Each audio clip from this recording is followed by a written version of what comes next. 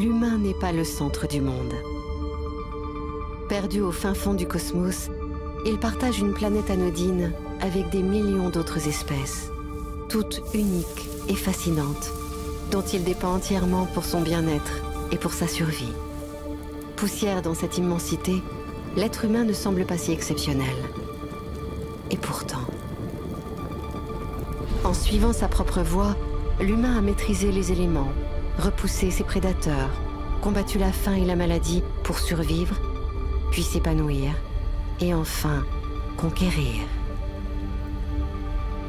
Il a inventé la philosophie, l'art, la science.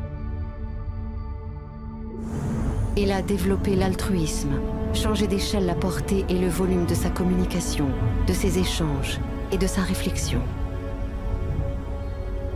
Il s'est imposé des valeurs, une morale, une éthique. Progressivement, il a aussi inventé la religion, le commerce, la politique, mais également la discrimination, la haine et la torture.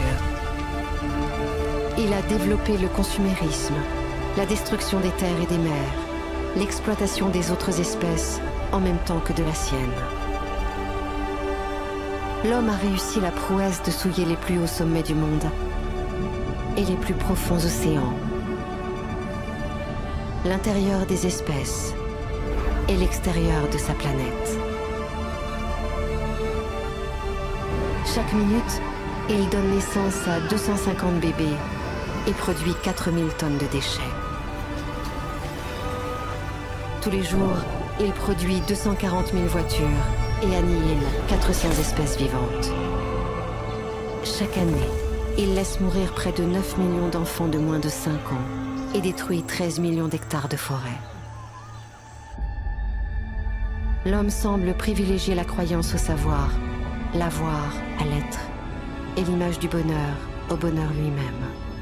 Il se pense maître de tout, mais ne se maîtrise pas. Il est la seule espèce à avoir développé la capacité de détruire son propre environnement sans avoir développé la sagesse de ne pas le faire.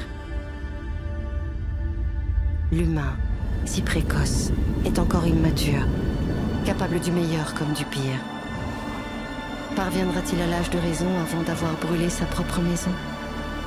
Cette question est tout, sauf insignifiante.